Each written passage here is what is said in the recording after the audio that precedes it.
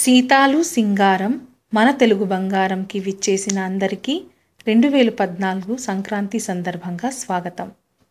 ప్రతి సంవత్సరం జనవరి నెలలో పంట చేతికి అందివచ్చే సమయంలో హిందువులు చేసుకునే పండగ సంక్రాంతి. ఈ పండగకు ఖగోళ శాస్త్రపరంగా ఒక ప్రాధాన్యం ఉంది.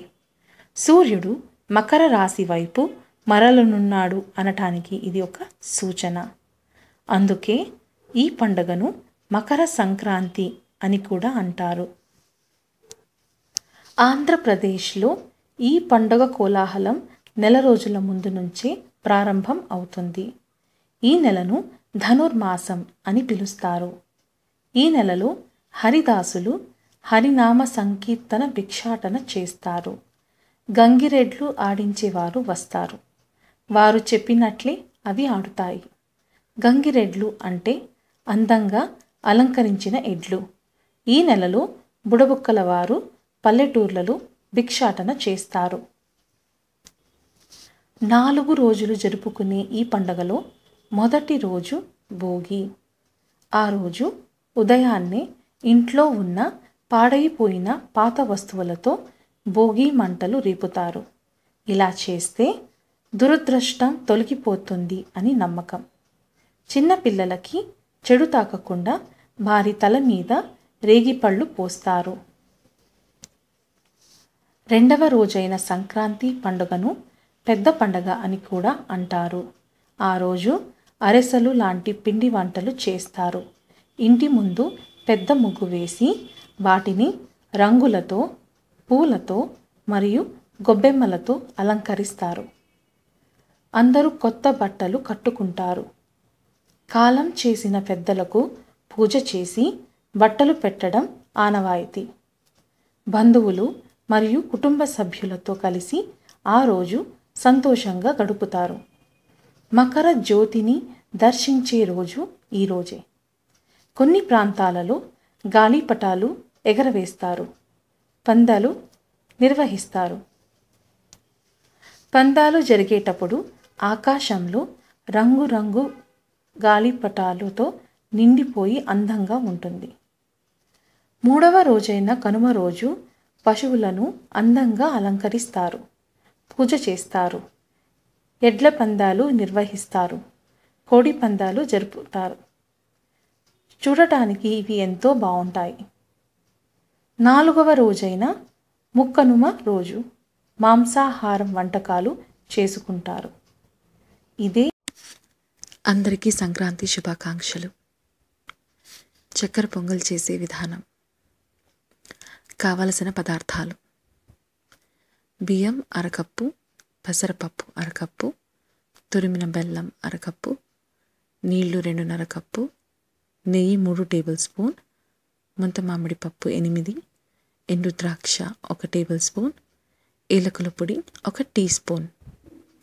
ఇప్పుడు చేసే విధానం. ముందుగా మనం స్టవ్ వెలిగించుకొని దానిపై ఒక ప్రెషర్ కుక్కర్ లేదా ప్యాన్ పెట్టాలి. వేడెక్కాక అందులో 2 టేబుల్ స్పూన్ నెయ్యి వేయాలి. నెయ్యి కాగాక అరకప్పు పెసరపప్పు వేసి వేయించాలి. దోరగా వేగాక కడిగి వార్చి ఉంచుకున్న అరకప్పు బియ్యంని కూడా అందులోకి వేసి కాసేపు వేయించాలి. ఇప్పుడు 2½ కప్పు నీళ్లను అందులో పోసి కుక్కర్ మూత పెట్టి 3 విజిల్స్ వచ్చాక ఆపేయాలి. కుక్కర్లోని ప్రెషర్ వెళ్ళేలోపు మనం స్టవ్ వెలిగించుకొని దానిపై కొంచెం మందంగా ఉన్న ఒక పాత్రని పెట్టి అందులో అరకప్పు తురిమిన బెల్లం వేసి బెల్లం మునిగేంత నీళ్లు పోసి కరిగించుకోవాలి. ఇప్పుడు కుక్కర్లో ప్రెషర్ గనక వెళ్ళి ఉంటే మూత తీసి అందులోని పప్పు అన్నం మిశ్రమాన్ని బాగా మ్యాష్ చేసుకోవాలి. దానికి కరిగించిన బెల్లం సిరప్ని వడపోసి చేర్చుకోవాలి. ఇప్పుడు పొడి చేసిన ఏలకిని చేర్చుకుని బాగా కలబెట్టాలి. మళ్ళీ స్టవ్ మీద ఒక 5 నిమిషాలు ఉంచాలి. అంతలో పక్కన ఉన్న ఇంకో స్టవ్ ఆన్ చేసి దానిపై ఒక చిన్న ఫ్రై పాన్ పెట్టి అందులో 1 స్పూన్ నెయ్యి వేసి కొంచెం వేడెక్కాక అందులో ముంత మామిడి పప్పు మరియు ఎండు ద్రాక్షలను వేసి బంగారు రంగు వచ్చేంతసేపు ఫ్రై చేసుకోవాలి. ఇప్పుడు స్టవ్ ఆపి పక్కనే ఉడుకుతున్న కుక్కర్లో వేసి స్టవ్ ఆపి బాగా కలబెట్టాలి. ఇక మీరు ఎంతో ఇష్టపడే రుచికరమైన చక్కెర పొంగల్ రెడీ. అందరికీ సంక్రాంతి శుభాకాంక్షలు. కారం పొంగల్ చేసే విధానం. కావలసిన పదార్థాలు: బియ్యం అరకప్పు, పెసరపప్పు అరకప్పు, నీళ్లు 3 కప్పులు, వంట నూనె 2 టేబుల్ స్పూన్, నెయ్యి 2 టేబుల్ స్పూన్, మిరియాలు 1 టేబుల్ స్పూన్, జీలకర్ర 1 టీ స్పూన్, ముంత మామిడి పప్పు 8 పీసులు, కరివేపాకు 1 రెమ్మ, పచ్చిమిర్చి 1 2గా కట్ చేసి ఉంచుకోవాలి, అల్లం 1 ఇంచు చిన్న ముక్కలుగా కట్ చేసి ఉంచుకోవాలి, ఉల్లిపాయలు 1 చిన్న సైజ్ చిన్న ముక్కలుగా కట్ చేసి ఉంచుకోవాలి, వెల్లుల్లి 4 పాయలు, ఉప్పు తగినంత.